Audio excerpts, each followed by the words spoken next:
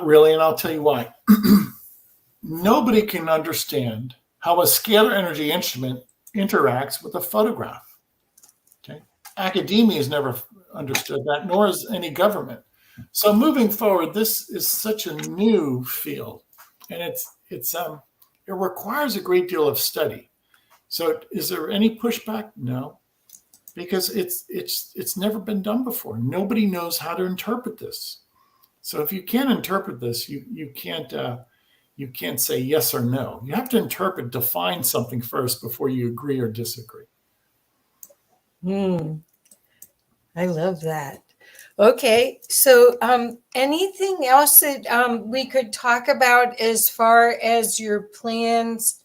I know you did the incredible volunteer work and contribution in Africa. And we talked about that before because my daughter was in Namibia for 3 years with the Peace Corps. And it's quite remarkable what's happening there. Are you seeing people lifting spirits or anything since we're out of lockdown? Do you see anything changing with the work you're doing or the frequency or the feel of it since? Yeah. What I see is many people, because of the lockdown, they had time to think, and many of them prayed, and many people have been changed because of this COVID-19 pandemic. Many people. What do I want to do? Well, if any of you are social activists, Christian missionaries, or simply want to change the world, contact me. And if you're in a position to visit an orphanage and to instruct the orphanage about our work, I would treat the orphanage, every orphan I would treat, no problem, gratis, pro bono. Or if you're working with, let's say, the homeless, and you want to intercede for the homeless, and as long as you have their permission, you can send me photographs of people who are homeless. Fantastic. But this is God's gift. I don't want to put a figure to it. I want to treat everybody in the world. My goal really is, if you want to treat 1 billion people a year, you're going to have to treat just about everybody for free. Yeah. Because a lot of people don't have money. So with that in mind, don't worry about money. If you can do the due diligence and you can find people, then you can send me a collage of people and I'll work with them for free. That's fantastic. So, Tom, I know I've been putting your website in the chat, and a couple of people have said that I think that they have to go back. We may have clogged the intake here, which would be a good thing. Okay. But don't forget. We have an automatic photo uploader. Everything has to be automated. So the website, go visit the website and tell your friends about it. And this is if you will, the call to you, the audience, to spread this movement, to heal the world. Yes. By all means, the website's 24/7. Just sign up. Tell your friends about it. If we receive 50,000 photographs tomorrow or 100,000 photographs tomorrow, fine. That's perfect. That's perfect. And he said, Sugar Bee, here we go. I've been looking for a new focus since leaving the workforce. This may be it. I really appreciate this discussion. Yeah. So, Tom, you've got a new fan club. Yeah, I might be president, but well, so how do you want to leave this discussion? We only have a little bit longer. I put how to get to your website. You're also on Facebook. You're on YouTube. How would you like people to see the future? Because we're turning this boat around right now. Yeah, with hope. By all means, with hope. And keep in mind, technology, when appropriately used and harnessed, benefits everybody. So look around and look at the technology we have. And when we use it prudently, everybody can benefit. What's my point? Scalar technology is changing the world. Scalar technology, in my viewpoint, will have a greater impact than that of the computer. So if you look at the technology that the computer has provided, I say that scalar energy someday will outpace that of the computer. So be a part of this movement. We're ready now to present our work to the world stage. Be a part. Just tell people about what we're doing. Sign up for the free trial. That's what we're trying to do, to get people involved. Get involved with us. Wonderful, wonderful, wonderful. So so this is. I tend to think of God in terms of science, so this all makes sense to me. And there's lots of gratitude in the thread here. Tom, you are incredible. Yes, he is. We all are. Everybody's a genius, by the way. And I say that, I'm not saying that to make people feel smug. Everybody has this image of God, which is scalar light. What is scalar light? It's God's light. Perfect. And everybody is made in the image of God with light. And so all of us have incredible potential. So wonderful. And thank you for the reminder that we all are divine beings and we're much more powerful. So organic intelligence just subscribed. So and to you on YouTube even.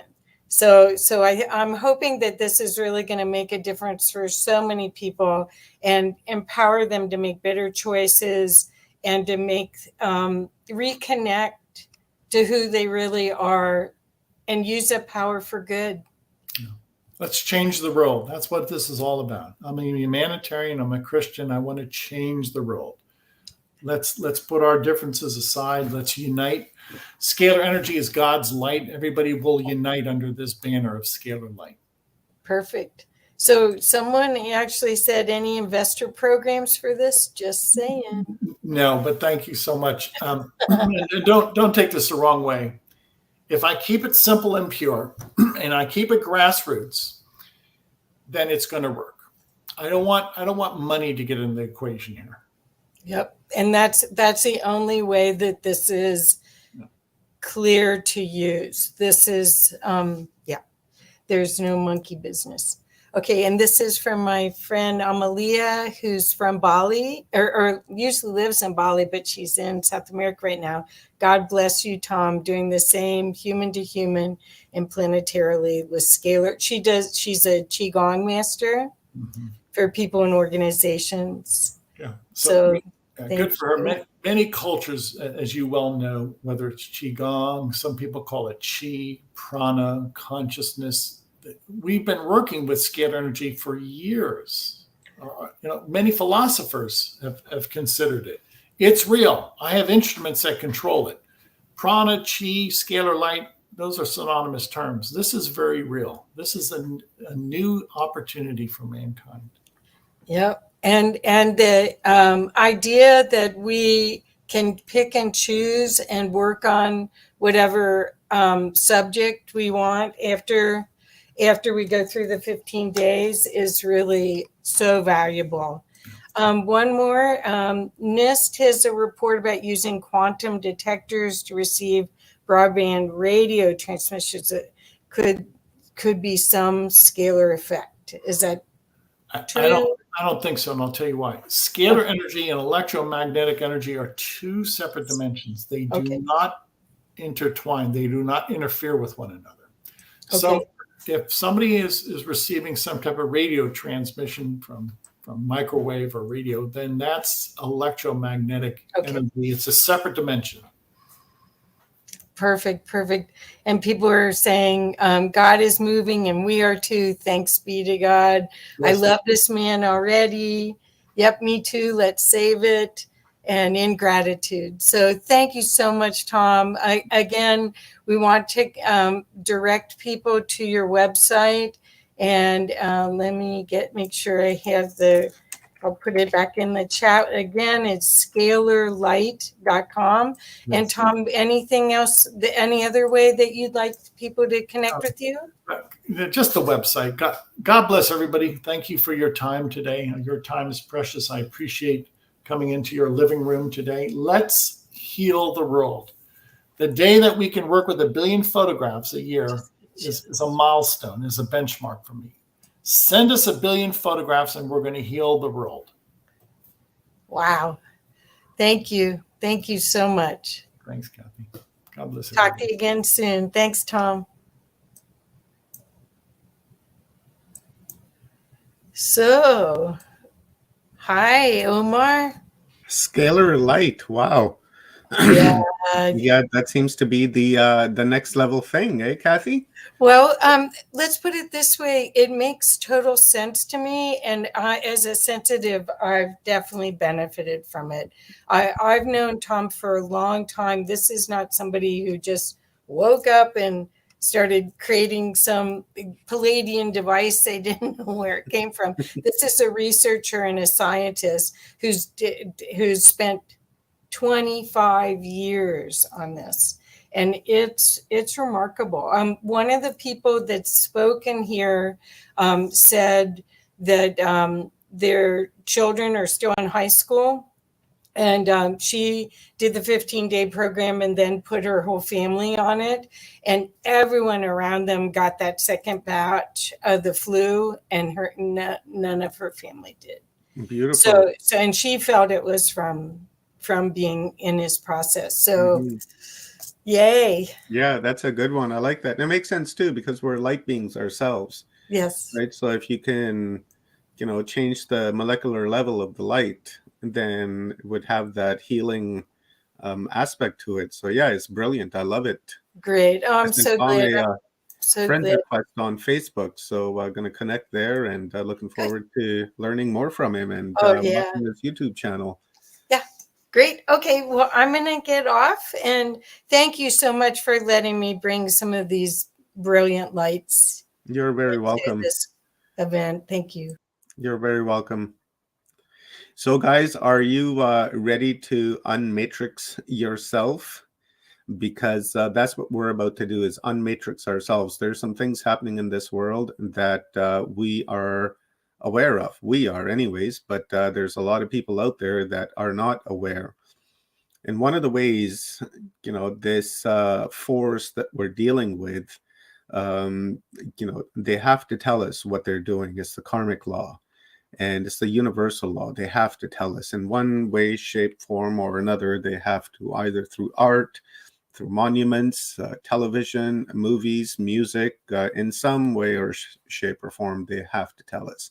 And they have been telling us through a lot of the movies, like Marvel movies, for instance. Those are very esoteric, and they have some very deep messages embedded within them. People think that it's just Superman flying around and doing this and doing that. But if you look in between the words and look in between the pictures, there's a lot more going on, and they're telling us their intention on exactly what they're about to do. So my next speaker, Pim the Great, I love this guy. I had him on Watchers Talk a few weeks ago, and we had just a wonderful conversation on unmatrixing yourself, but we really didn't get into the unmatrixing. We just kind of hinted towards it through music and sound and such. Really, that talk was in getting to know Pim and what he was going to bring to the table here today. And he sent me his presentation, and wow, what an amazing presentation he has. We're going to touch on a lot of important things here. So let me quickly read Pim's bio, and then I will bring him on, and then we will continue in our playground. So, born in the 80s and raised in the Netherlands, Europe, growing up in an atheistic environment, but with past life memories and a deep understanding of life, made Pim avoid religions but seek spirituality to understand his embedded knowing. During his teens, as most people do, he had let go of the spiritual path and was seeking material gains, riches, and fame. Entering the world of entertainment, surrounding himself with celebrities and executives that operate the show behind the scenes, soon enough he discovered the metaphorical man behind the curtains that was pulling the strings. Disgusted by his findings and how the material world is really operated, he stepped away from that life and obtained a regular 9-to-5 job, traveled the world, and studying the occult in his spare time, which led up to starting his own movement together with his brethren, Aziak, in 2019, Unmatrixed. The aim of Unmatrix is to expose what's going on behind the scenes and help people upgrade their frequency for faster transcendence. And that's exactly what we're doing, is transcending through this playground that we've created for the past 9 days. Sand is everywhere. And we're having a great time awakening and raising our awareness. And Pim, thank you very much, brother, for being here and raising our awareness, because we're about to get a lesson in how to unmatrix ourselves and how to surgically look at the world around us and the messages that they're giving us and how they're controlling us through sound, through visuals, through movies, through audio. So thank you, brother, for your contribution to Humanity Unplugged is greatly appreciated, and a lesson that we all need to learn, because we're creating this new timeline. And what you're going to show us is in this timeline that we've just left behind yesterday, and the new one that we're creating here, we have to be careful and keep an eye out for what you're going to show us, just in case somebody tries to infiltrate our timeline, right? And try to pull this wool over our eyes and turn us back into acquiescent sheeps. And that's something that we don't want. So welcome, brother. You're looking lovely today. Happy equinox. How are you doing, brother? It's good to be back here. I really loved our last session. And it's a really amazing event. I've checked out a few of the sessions before. I really have to, I think it take a few weeks actually to run back all the shows. But also the previous interview with Tom, that was amazing. I really have to see the whole thing. I was like partially in. So it was really super dope. And I love the introduction you did. And that's exactly what we're going to do. So basically, like, the idea is right to work on like the internal, unplug yourself and work on the internal. But what is the best way to do that is actually to look at the external, right? And just what you were saying, like the karmic law is that basically they have to show you, the elite, right, what they are doing. They have to expose themselves. We're going to go into that right now, because I made a little presentation of some exoteric work. So basically, this is the exoteric execution of the Philosopher's Stone. Nice. So the Philosopher's Stone is an occult principle, right? Concept, and that's like the Holy Grail. Is more or less kind of the same thing. But we can go into that a little bit more later. Beautiful, brother. I will. I'll give you the screen and just let me know. Do you want me to bring your presentation up right now? Let's do it. Okay, cool. I'll do that, and I'll shut my cam off, but I'll be here in the background. Now, do you want to take questions as you're going, or do you want to take questions at the end? Whatever you feel like. So basically, I think this will be around like 30 minutes presentation, so we can jump in it while we go through it, or we wait on the end. So whatever you think is best, and I think that's the best way to go for it. We'll go energetically, brother, as the questions are coming in, and if they energize, we'll ask. If not, I'll star them and then hit you up afterwards. For sure. Coolies, So, brother. Thank you. All right. So as you can see already, I put up here as a subtitle, The Search for Immortality. So that's a very important part of this. So what I've done for this little presentation is actually I gathered information mainly from Wikipedia. Not because that is the best source, definitely not at all. But of course, it's like the most common source, right? So we're gonna work with the common knowledge, because we can also really go into the occult part of things, especially about like, okay, what is alchemy, what is the Philosopher's Stone, etc. On the esoteric part, right? But now we first go and focus on the exoteric part, because that will expose basically the agenda of the elite and all the situations that we've been into since 2019. Also, one good thing to say right now, or actually two things. First of all, I have dyslexia, so I'm not the best writer and not the best reader. So keep that in mind. So if I make some mistakes, bear with me, please. The other thing is, I'm the same way, brother. Plus, you're Aries too, so we're really well connected, and this is our shine, right? You should see some of my comments sometimes. No worries. We take it light, hippie style. So, and the other thing is, let me think. I forgot about that one, but let's just start with this one because I'm setting here the foundation basically for the presentation, right? So it's good to have this in mind. Oh yeah, another thing I wanted to say is what I'm gonna basically do is show you the dots, and then you have to be as a viewer, right? More or less try to connect it. Because me personally, like my background from a professional level, I'm like a creative director, but / data scientist. And what does a data scientist does is basically recognize pattern recognition. So this is something that is very important, of course, when you do dot connecting. So that comes very good hand in hand together. So first of all, what is alchemy? So alchemy is the inner transformation through esoteric wisdom. And what is esoteric wisdom? That is occult knowledge processed. Occult knowledge can only be expressed through the use of symbolism. Symbolism is not meant to be taken literally. That's a very important one because most people, just like in religions as well, they do exactly that. They take it all too literal, and therefore they are misunderstanding what it's really about. Then we have, what does esoteric mean? That's from within. Occult, that's hidden. So now the exoteric world agenda by the Luciferian elite is misused and abused esoteric wisdom from the occult. So there's a very big difference between what the elite is doing, so those who basically pull the strings in this world, right, the physical world, and what the occult, so the hidden ones, those behind the veil, are working on, because they are more focused on the esoteric, while the elite is focused on the exoteric, the outside world.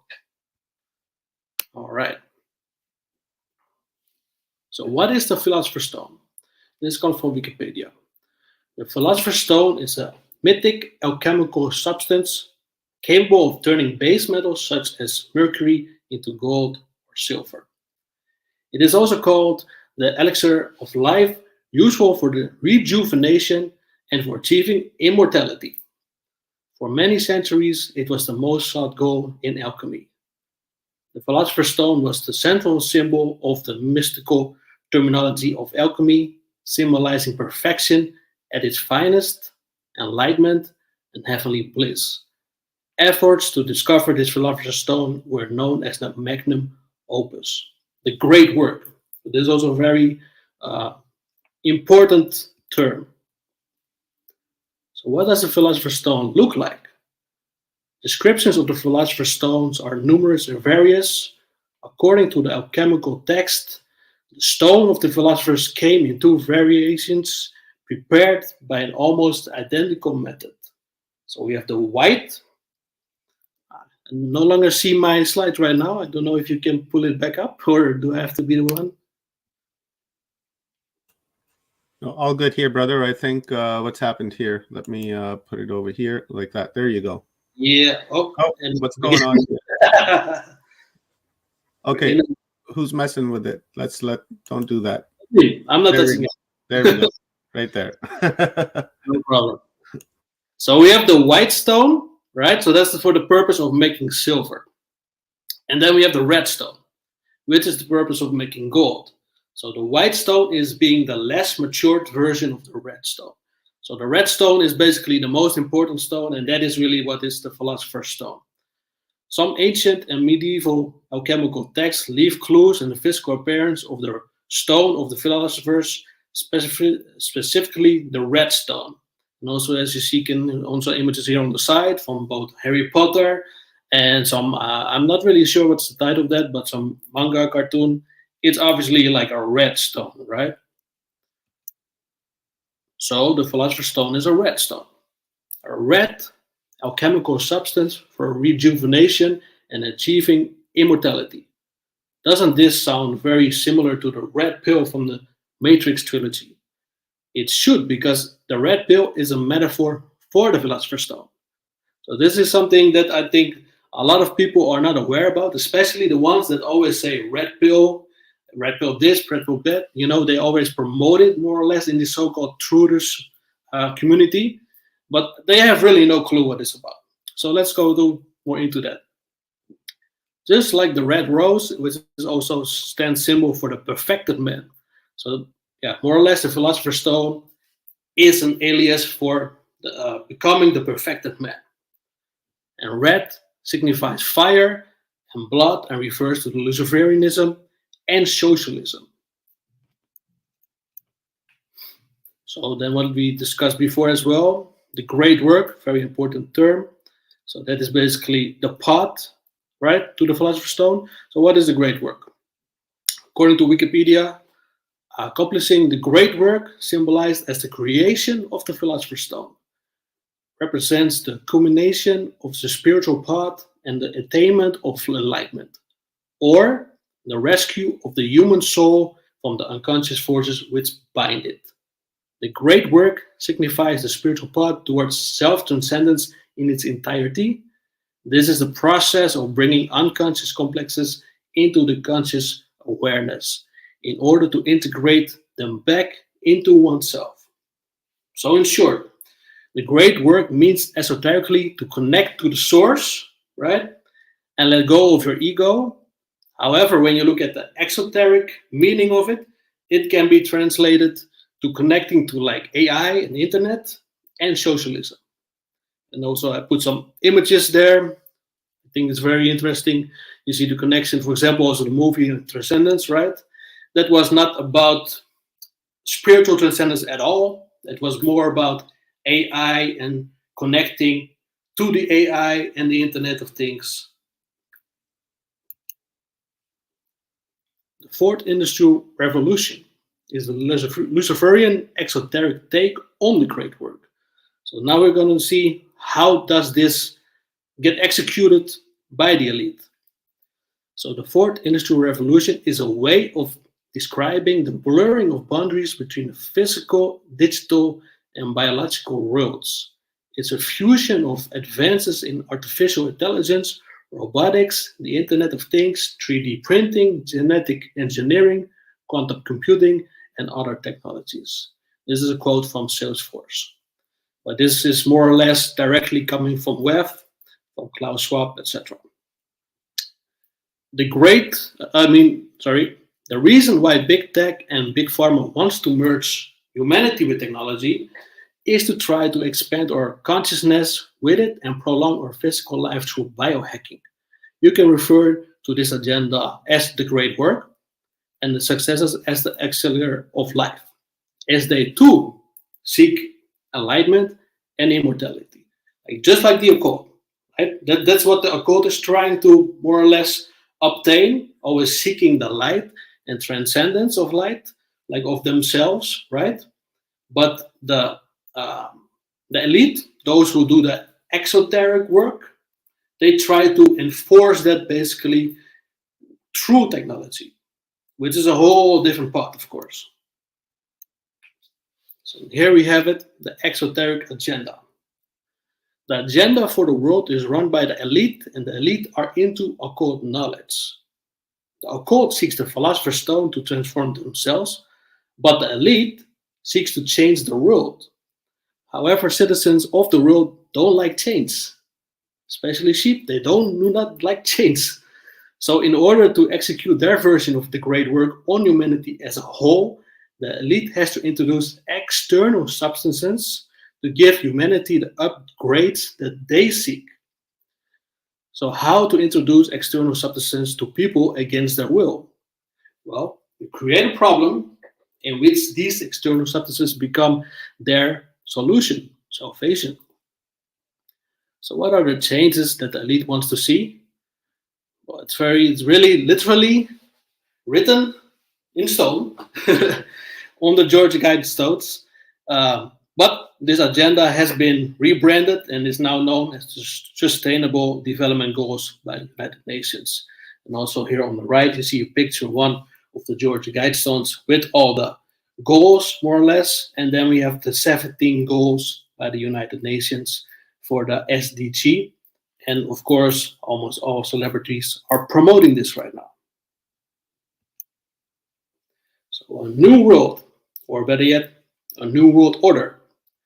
According to the goals of the Georgia Guidestones, the world population has to be reduced with about 80%, meaning that the New World, or as the New Age movement likes to call it, the New Epoch, aka the New Galilee, will be only available for a select few.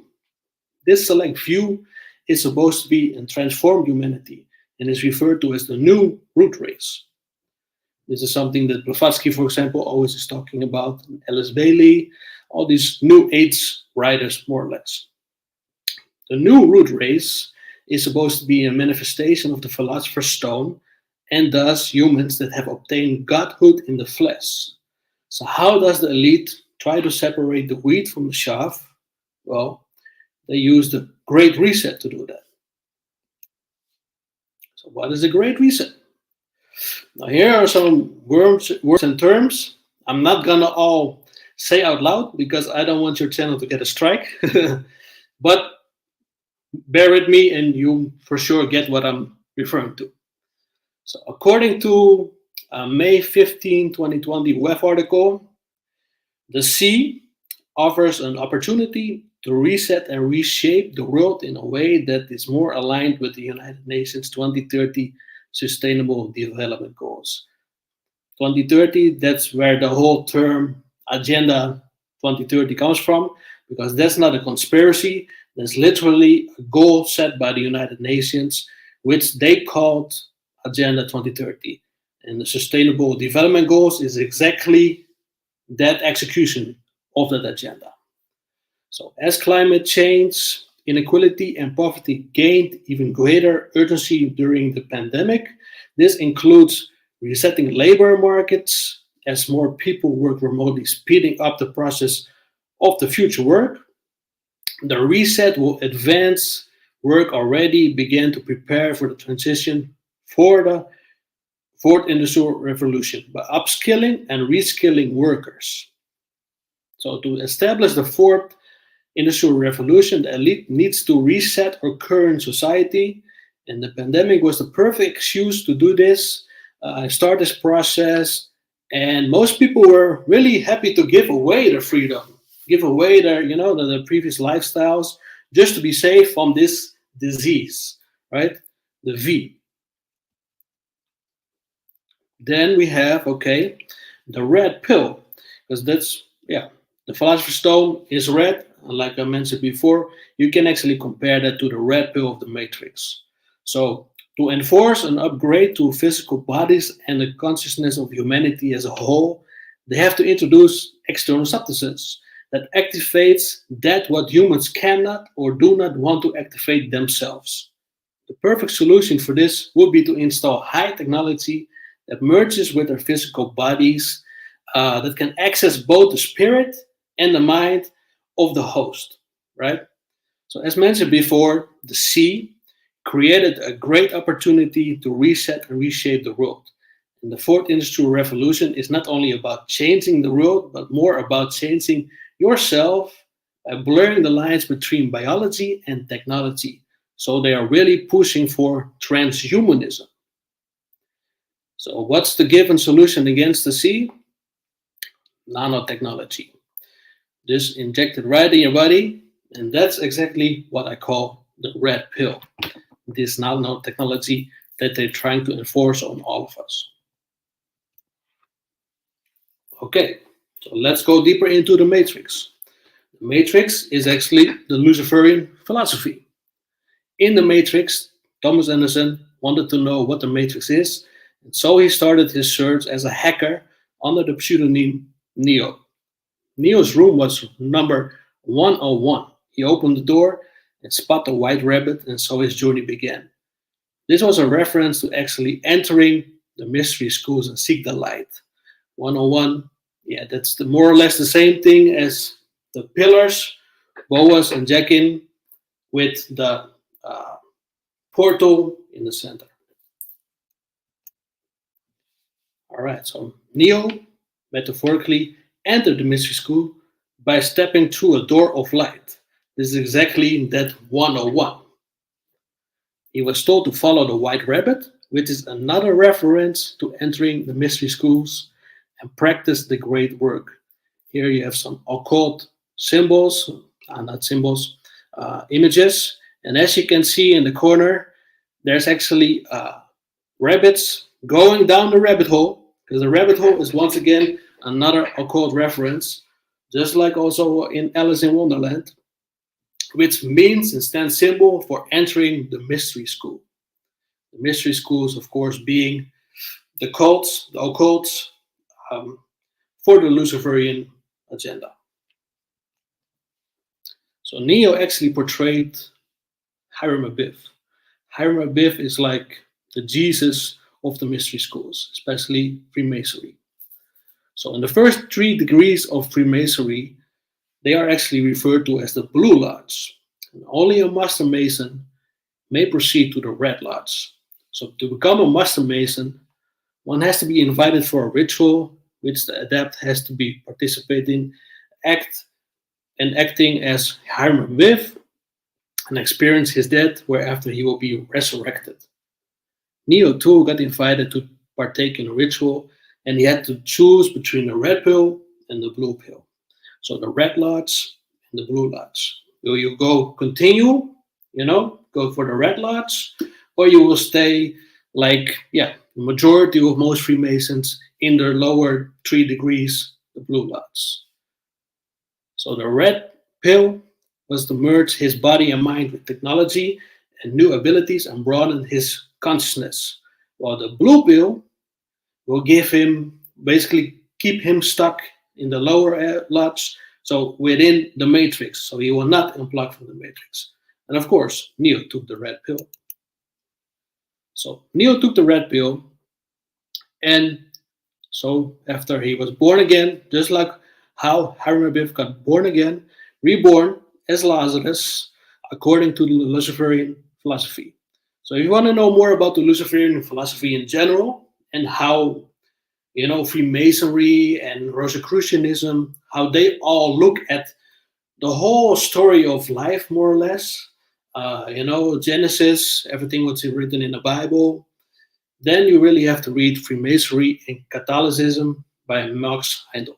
So that was a high up Rosicrucian Freemason, and he wrote books not for the profane, that's like how they want to call it, but actually for the high initiates themselves.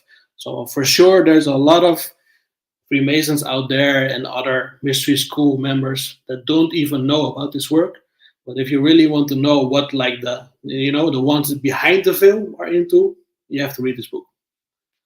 So now, Neo got unplugged after taking the red pill and being reborn, and he started getting chased by AI programs. That's what Mr. Smith was. And they tried to reset him, pull him back in the matrix in his old position, right? Then eventually, Mr. Smith kills Neo. However, Neo resurrected, just like Hiram Abiff, to finish the great work and came back as the One. The One, Neo now has a computer vision and is able to read and reprogram the matrix. So he's more or less post-human now, and it's transhumanism. He got software installed through the red pill, right? And now he has access to reading the matrix and moving it up will, and therefore he became so strong and more or less immortal. So once again, this was copied from the Luciferian story of Hiram Abiff, who eventually became himself Christian Rosencreutz. So after he first got reborn as Lazarus and he had his hammer taken, he became back as Christian Rosencreutz with the red rose. Once again, the red rose, the red pill, and the red stone all are symbol for the same thing, the Philosopher's Stone. So, once again, they try to reach godhood, immortality, become the perfected man through technology. So just like how Neo took the red pill and had to start physically fight these AI programs, the Mr. Smiths, also the current people that took the nanotechnology have to fight these AI programs within themselves, because this AI is living now more or less in small doses within their physical bodies. If they fail, they will eventually die. But if their bodies merges correctly with the red pill, they might actually become resurrected and maybe even become eternal or immortal like Neo in the near future. Neo, by the way, means new, and he's really the poster boy for the New Age movement and the New World Order, which most people really don't understand, because the New World Order is a technocratic communist society with a socialist front cover. And that's why socialism is pushed everywhere. You know, the whole all-inclusiveness, leave no one behind, equality, all that fairy tale stuff. But actually, that's just a front, because they just want to push down a technocratic communist society down our throats. And of course, there's been a lot of predictive programming before this even started to take place in 2019. So how did it start? This pandemic, right? Supposedly a man-made disease got leaked from a biolab in China and then started rapidly spreading and infecting a large amount of the world's population. This is a very similar scenario as in Resident Evil and many other disease and zombie movies and games, storylines, which have been projected onto humanity for years by Hollywood to prepare the world for these staged sequences of events. However, in these movies and the games, the idea behind the man-made bioweapon is always to reshape humanity and give them an upgrade through technology to seek eventually some form of immortality, godhood, aka the Philosopher's Stone. So, actually they use parasites, inject parasites.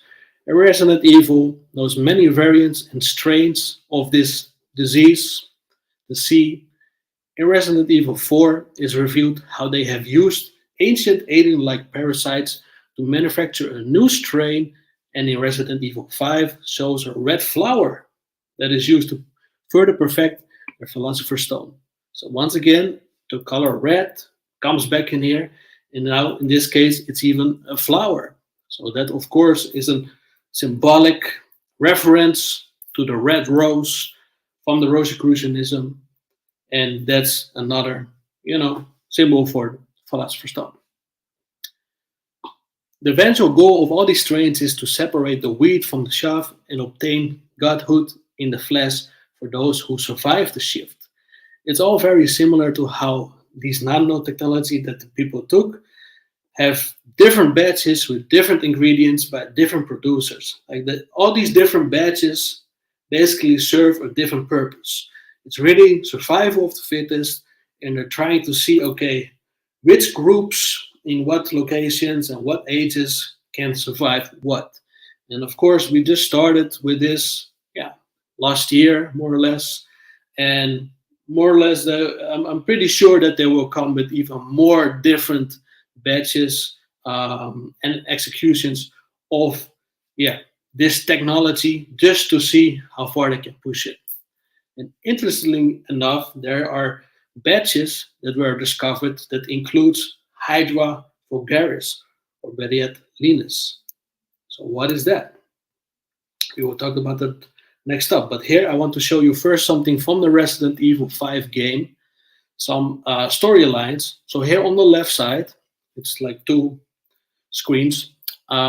You see that the bad guy, Wesker, has a conversation with one of the founders of the umbrella company, one of the engineers of the first V. So he was saying, so you were saying that I was manufactured. And then this founder said, I was to become a god, creating a new world with an advanced race of human beings. So see, once again, they really are focusing on this new root race, new age idea. And Wesker says, the right to be a god, that right is with me. Then on the next slide, you see that he has a conversation now with the hero of the story, Chris, and he's more talking about this project within this game called Uroboros, and that's like we're gonna talk a little bit more about it in the next 2 slides, but I will finish first this story. So with Uroboros, I have that right. Has it never occurred to you that this planet is overpopulated? Only a handful of humans truly matter. Everyone else is just much off. Only those fit for survival will be allowed to carry their genes in the new age. So really, you see, this is all we're again focused on. Okay, we have to reduce the population with 80%, and we have to make sure that only the select few will survive this and carry on their genes to the new age. This is the Luciferian philosophy, where they believe that evolution is the key point to creating a better new world. So now I have to separate the chaff from the wheat. And then Chris says, so let me guess, you're going to be the one to rule this new age, right? And then Whisker again. And with Uroboros, I can finally accomplish this. Only those cannot properly see myself with this DNA, with the right DNA, will be the chosen ones. All right, next slide. So this Uroboros thing is actually black goo.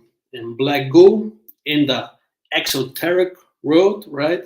You also have an esoteric meaning of that, but in the exoteric part of it is basically graphene oxide plus hydra together. So this hydra Linus, what is found in some batches, is actually an artificial version of the organic hydra vulgaris, which basically operates more or less like a parasite inside the body, where it starts to leach and replicate itself throughout the body. The most interesting part of hydra is that it's said to be immortal. So if you put this in a blender, if you put hydra in a blender and you want to smash it up, it will not die. It will actually start to multiply.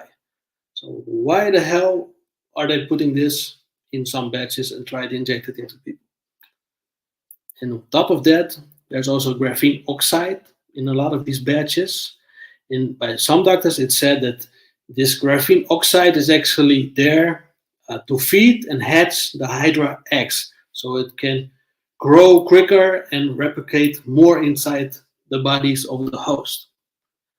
What's also interesting to know is that this graphene oxide can actually be remotely controlled through frequencies, like, for example, audio, etc. There's a lot of videos of that on YouTube. You can look it up, graphene oxide, and then you can see how it's moving throughout. So in Resident Evil 5, there's also this project for the Philosopher's Stone called Uroboros, what I was referring to before.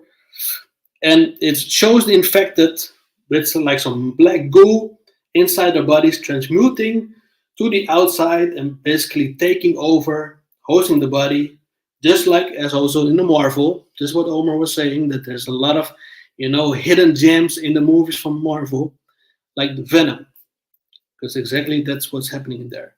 And here on the right side, I have some more images from the Resident Evil game. So here's another lady that's working for the bad guys, Wesker, that's talking about this Uroboros project and also showing what's happening.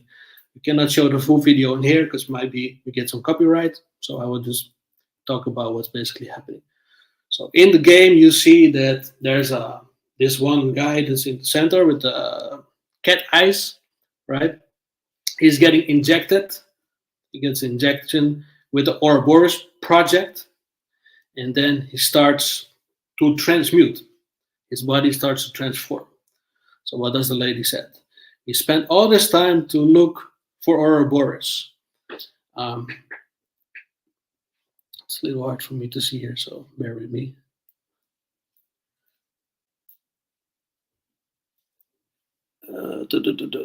And soon enough, everybody will basically find out what it's all about. And then she says, it's for evolution. It's a philosopher's stone, and the philosopher's stone that will choose you. Through DNA, who shall proceed to the next stage. Only the chosen ones who are fit for the coming new world. So once again, this is showing how it's all about, survival of the fittest for just the 20% of humanity for the new world, the new age. Well, this is the part for my presentation. I think the rest is more interesting if we're gonna, talk about this concept. I could have done a lot more slides, of course, of this and go more in depth, but I think it's more interesting if we come from here and then see where we will take it with the audience and with you, Omar. So if you can come back in the show, let's bring it on.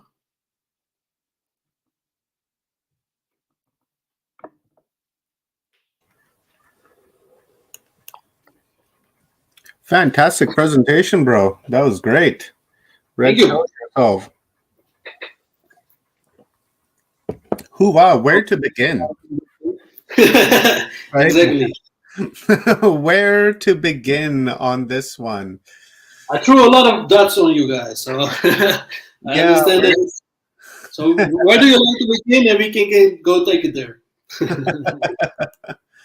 I'm thinking about the Georgia Guidestones, Right. and I'm thinking about Star Trek, and I am thinking on multiple levels here. Number one, the Agenda 2030 and the Agenda 2021.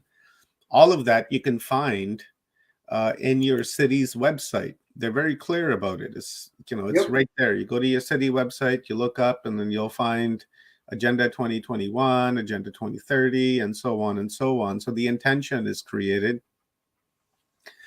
And then the old Georgia Guidestones, that's an interesting chunk of stone there, Pim, because it's exactly 666 kilometers from Washington, D.C., and it's got many things written on it that make it sound like that they're blaming us. For instance, live with nature in harmony, right? Live with nature in harmony, Pim. You and I live with nature in harmony. I'm sure people that are watching, like Andres and Aziek and Open Loops Greg and Sugar Bee and on and on and on, I'm sure they live in harmony with nature. But when we look at these parasites that created this Georgia Guidestones, and when we look at all these corporations around the world, they're not living in harmony with the nature. They're strip mining, they're clear cutting, strip logging, they're strip fishing. They're chemying our skies. They're blowing up nuclear weapons on a weekly basis, literally on a weekly basis. They're sucking oil out of the ground like there was no tomorrow. And then they have the tenacity and the nads, the bollocks, to step up to us and look at us right in our faces and say, it's your fault. We're going to take you and we're going to take you and we're going to put you in a city and we're going to put a great big fence around it and you're going to drive autonomous cars so that you can never leave that city. We can shut it off whenever we want. You own nothing and be happy. That's right. And then they say, and then they say, it's you because you're the consumer. We do this because you want this, right? But we never asked for any of this, did we? No. We didn't ask for plastic bottles. We didn't ask them to go and cut down the forest. We didn't ask them to pollute our water and our atmosphere and our land. We didn't ask for GMO seeds. We didn't ask for wars, but yet they continue to give us that. And they say it's our fault. Yep. We do this because you want it. You're the consumer. I'm the good guy here because I'm the guy that's providing you all of this. So don't blame me for strip mining. Don't blame me for blowing up 2,054 nuclear weapons in the last 72 years, which equals out to one a week, literally, if you do the math work on it. Yep. And that's just one aspect of the Georgia Guidestones. Now, there's a whole list of them. Now, when you actually go through the list and you look at it with constructive thinking, original thought, and you go, something's not right here, right? And how do we combat that? First of all, Pim, is to bring awareness to the fact that that's what they're doing, right? And second, how do we fight these guys? Because if you look at the sense of this, right, they tell us, I find this a little mental illness involved in here. They tell us you can't use plastic straws, right? Then you go to the grocery store and everything is wrapped in plastic. Well, think about all these structures, right? So many countries are now mandating a negative swap for you to even enter the country, right? Yeah. Imagine how much plastic, because those swap test kits are already made from plastic, then they're all in separate plastic packages, right? And it's, it totally doesn't add up at all if you really start doing the math and look at everything in detail and start calculating. Because that's the whole thing, the elite are all philosophers. They actually don't do the math. They don't do it. Like, they have a philosophy. The same thing, for example, with electric cars, right? If you're gonna really start digging into, okay, what does it take to make the battery of an electric car? How much damage do you have to create to nature to even make, a battery for one of these cars? But then you start pushing it to saying, green energy. Like, also another thing, I've literally worked for one of the biggest energy companies here in Netherlands, here actually in Europe. So I know, how much percentage of green energy is actually green. And that is nihil. That's very little. They have just rules from the government that they say, okay, if you go for like 15% green energy, you can label it green. So the rest can be gray. So the rest can be nuclear energy. So you can produce 85% nuclear energy, then 50% solar and wind energy, and just call it green energy and sell it to the people. And that's legal. And people buy it thinking that it's all 100% green. No. That's generated under the mask of global warming to usher in 2030 and 2021 and sanctuary cities and hostage cities and prison cities, smart cities, so that they can lock us up in there and really keep us in there. Now, Pam, when I read your presentation and then listening to your presentation, it sounded to me that we need to change our vocabulary when it comes around a red pill, right? Because from what I'm understanding, from what I'm catching here, the red pill that they're trying to give us is not the red pill we want. In fact, we want the purple pill. Correct. Exactly. You want the balance. You want the purple. That's exactly it. You want to combine both of that together. And of course, if you also look at the tree of life, if you have the boas and the jaggin, you have the red pillar and the blue pillar. And you want to be in the middle of that, right? You want to be to the top, to the crown, and also the crown chakra. What color is the crown chakra? That indicates purple. So indeed, you want to go for purple. Yeah, exactly is what we want.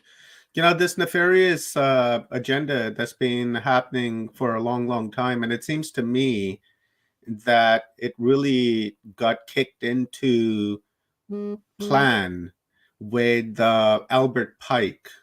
He sent a letter to this fellow named Giuseppe something or other. I can't recall his name off the top of my head, but he himself was a Mason and part of the Illuminati. And in that letter, they discussed the 3 world wars, right? They talked Mhm. about the First World War.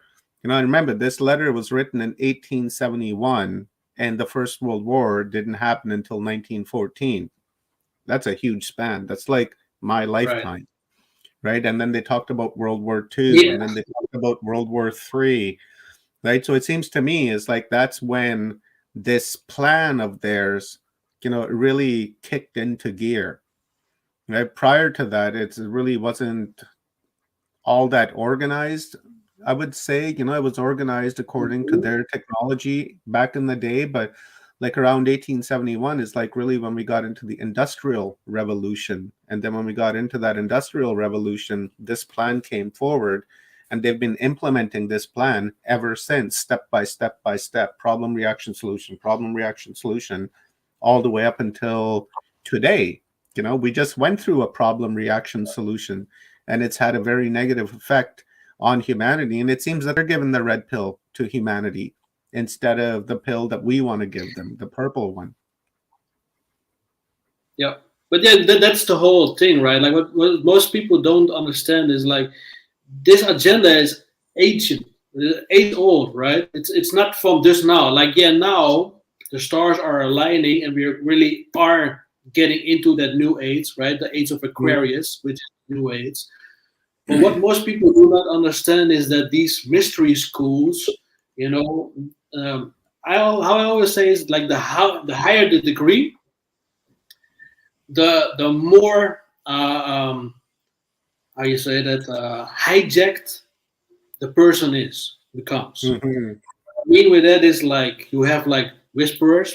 That's how I like to call them. Lower frequency entities, that more or less whisper ideas in your mind, in your head. Mm-hmm. And most people have also no clue what they're actually listening to, which voice is theirs and which voice is not. Because the whole thing is like, angelic spirits, angels are of a very high frequency, and they only more or less come here inside the matrix when that's needed for like divine intervention, which is very rare. It's not you can just do that all day, every day. So when people tell me like, yeah, I have this guardian angel who talks to me every day, bullshit. That is just some more lower frequency spirit, because they can actually connect to this room, because this is actually quite low frequency range that we are operating in, right? So these angels, they are like you have to be really very unique if that's really the case, and most times it's really not the case. And yeah, Or very or very powerful. As you were saying that, the image came to my mind of like this divine light angel coming into this matrix. And it's kind of like when Neo was standing in that courtyard and he had to fight like a million Agent Smiths, right? When he grabbed the pipe and he started beating them with the pipe, and then finally he thought it was too much, and and he was gone, and he flew away. I wonder if some of these light angels, these very high frequency vibrating angels that come into this matrix, if that is what they're encountering, but instead of Agent Smith, they're encountering this parasitic archonic being that that attacks them to make sure that they don't carry out any of the light work that they're here to do. Well, the whole thing is, of course, right, that like the lower frequency entities try to manipulate everything. They want to control everything and keep, interfering, trying to change things their way, and always try to win, basically, this war of dark versus light, right? Yeah, Well, like that god Hermes Trismegistus. Hermes Trismegistus, something like that. He's the trickster god, where he gives you the truth and he'll do things for you a couple of times to gain your confidence. And then once he has your confidence and then you ask him to do something, he'll screw you over royally, and then get that really dense energy, emotional energy out of it. Is a jinn, yeah. Yeah. And then you're screwed. I you have to be specific, because otherwise you're screwed as well. Oh yeah. Don't ask for anything, because you don't know who you're asking. But yeah, really, like, that's how it is, right? Like the whole thing is like, especially these elitists, they always stack, debt. They keep on asking more or less to spirits and everything around them to get their manifestation, right? Because that's all they want. Mhm. Like me Yeah. personally, like most spiritual people are always seeking also manifestation, Mhm. like the secret, and they follow all of that, and but they don't understand is that when you do that, you create debt.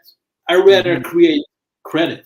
So I always work on karmic credit. I try to stack my karmic credit, right? So I do Mhm. a lot of things, helping people out for free, stuff like that. And not once again like what we discussed in the previous episode, about charity. I don't do charity, right? But yeah, I'm into stacking karmic credit, Yeah, I don't. and not into the debt. And most people do the debt, and then when it's too late, they will find out what's the price of all those things that they manifested.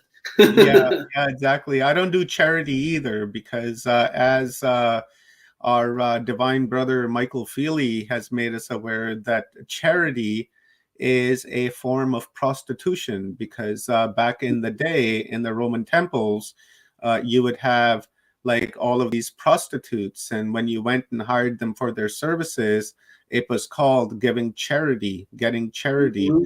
Right. So knowing that, I no longer do charity. I like that karmic, karmic credit. I really, really like that one. So Pam, I've got a question here from you, from you. It's been Bring it 10 on. days, brother. So I What's got my question? from grandmother Suzanne. Grandmother Suzanne is amazing. We had her on a few days ago, and we did a wonderful panel. And I came to the understanding of a feather. So I've tried to employ that, and I'm going to continue to try to do that. But Grandmother Suzanne asks, in your view, how can this be changed or countered? Right. Well, the first thing is, of course, like the whole reason why the elite has power is because people are giving it to them. Hmm. Right? They're giving their energy, their money, their focus, and basically do what's told. So Hmm. the first thing is how to fight it is don't listen to the elite. Don't listen to celebrities. Don't listen to politicians because they all lie and they all do serve the same agenda. So do just focus on you and your own loved ones, your family, and do your thing. Follow your path. Follow the point in your heart. Find out what that is and focus on that. And yeah, don't listen to any of this fear mongering, narratives. Just shut off your TV. Don't listen to the radio. That's just the best way, more or less, to start. You know, Hmm. the whole thing also, like a few days ago, I reshared an old post from Unmatrix, the Unmatrix challenge. So more or less there, the first step of, yeah, matrixing yourself is actually to shut off all external influences. Hmm. Create, focus only on the internal. That's the Hence, best way. hence humanity unplugged, explore the internal.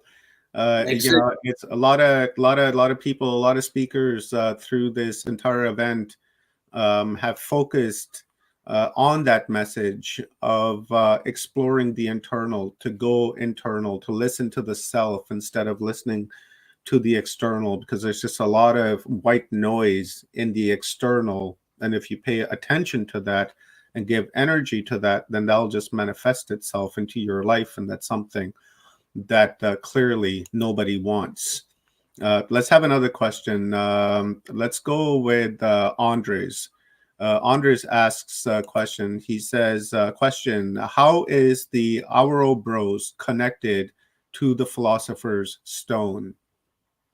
Right. What is a good one? Well, I mean, it's only more or less in the Resident Evil games that I saw that direct connection. But Hmm. of course, Ouroboros is the snake that eats its own tail, right? Hmm. So that's Would more that or be less. like the infinity sign? We see the infinity sign of the snake eating its tail. Mm-hmm. Yeah, correct. And what that, of course, is referring to is like two things. First of all, that history repeats, right? It's a continuing cycle, basically, and immortality. And if you connect that to the Philosopher's Stone, the connection in that is that the Philosopher's Stone is trying to become God in the flesh, right? And the whole purpose of that is to be immortal. So the idea is from the Freemason Luciferian philosophy is to become Hermes Trismegisto in the sense that you can reincarnate any moment in any type of body that you want. That's the whole idea. I see. That really connects to that Uroboros concept. Yeah. And that totally makes sense to me. My hair on my body are standing up when you said that, because I've tried to tackle this question in my book Earth Frequency, and I've been struggling with like, how do I go about doing this? And you just hit it right on the pin.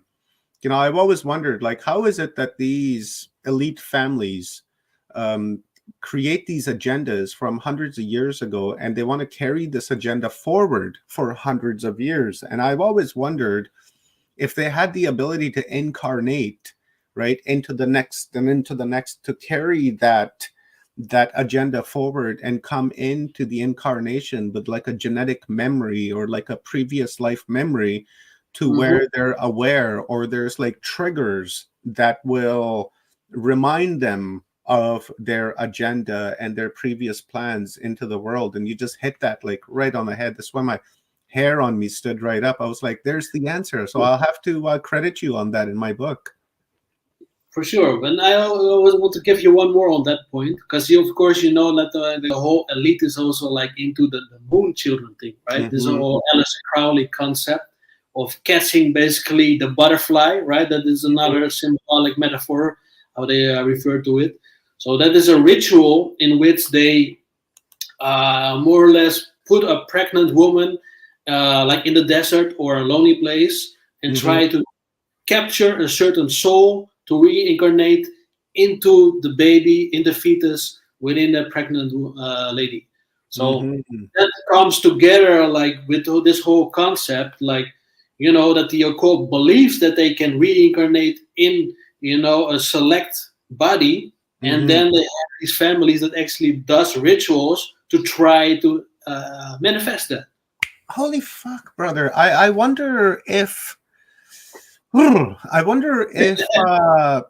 walk-ins are somehow connected to this. We had a walk-in panel, and some friends of mine are walk-ins, and we did a walk-in episode just a couple days ago. And I wonder if that's something that's being played out, right? Instead of incarnations, they're just simply walking into the meat suit and then overtaking it and then braiding themselves upon the previous occupant, and then just really overpowering that essence or that spirit within that meat suit. Well, that's exactly also what I believe, because once again, this is a belief. Right? I cannot prove this, but like, we have souls, like us light beings, right? We are souls that are incarnated in a human body, right? But then you have these spiritual or spirits, negative spirits from all kind of other sources. Let's put it like that, right? And they hijack. So that's the whole concept. For example, also the movie Fallen, right? With Denzel Washington, where I was watching that just a couple days ago. Right? So where an evil spirit can go from body to body snatching, right?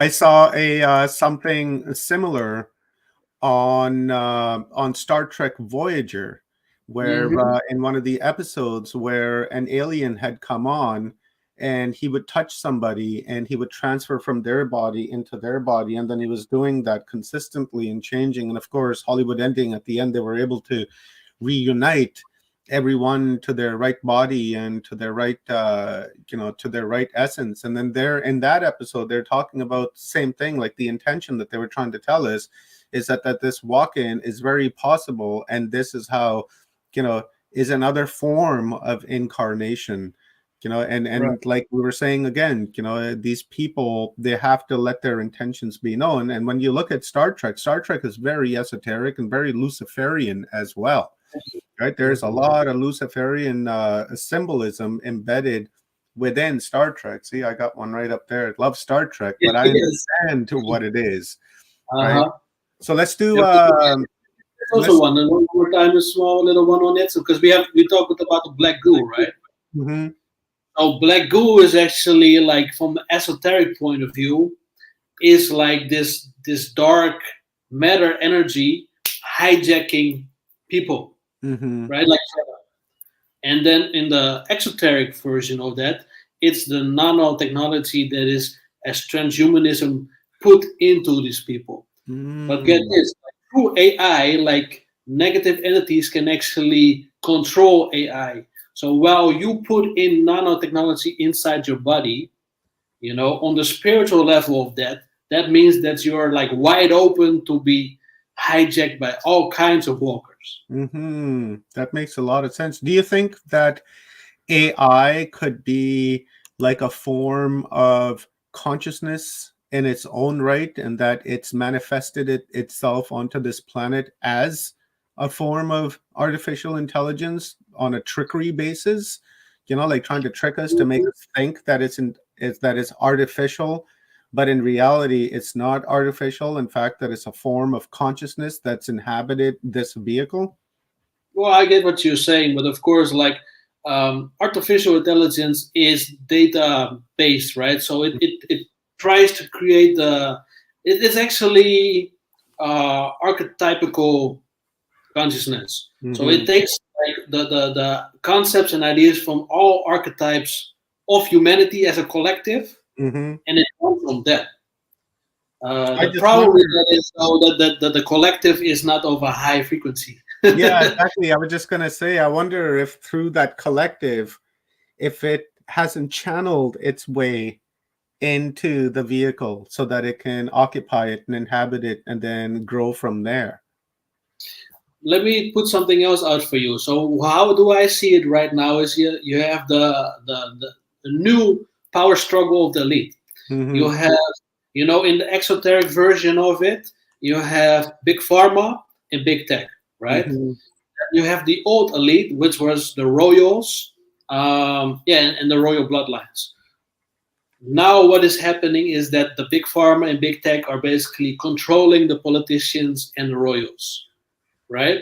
This is the exoteric version, but the esoteric version of that is you have, like, the minions, what I refer to as, like, the gray aliens, right? And then you have the draconian, right? The Dracos. So the Dracos represent the old elite. And now what's happening, how I see it, is that actually the minions of the Dracos, the Zetas, the Greys, are trying to take over their part for the new world. Beautiful. Thank you very much, Pim. I appreciate it. There's so many questions I want to hit you up on. And let's do another 1-1 session, you, me, and Aziek after this conference. And we'll address more questions on I've got so many that I want to ask, and there's a lot of questions in the chat room too, but because we're constrained with time, right, I'd love to ask them all, but one is I'd like to ask is about the doorknob killings. The second is the gloves that Tom Hanks continues to show. There's a lot on the plate that I want to pick your mind on, but we're run out of time. So before I let you go, my brother, tell our audience where they can find you, how they can find you. I've put your Telegram, YouTube, and your IG into the comments, guys. So if you just scroll up, you'll see the links, and follow Pim. This guy's amazing. He's got a great head on his shoulder, and some really amazing information. So give us a quick download on how they can find you, brother. Well, exactly those 3 links. Like basically, that's all the platforms that I'm currently on, as well, like my personal as like Unmatrix. So that's YouTube, that is Telegram, and that is indeed Instagram. So if you just search Unmatrix yourself on YouTube, Unmatrix discussions, and Unmatrix on Telegram, and Unmatrix on Instagram. You can easily find it. And through that, you can also find my personal. My personal account on Instagram is private. My personal account on Telegram is just public, so everybody can just join that. And my personal YouTube actually is more watches than anything esoteric, but maybe that will change in the future as well. So just follow me on those 3 platforms and we can connect.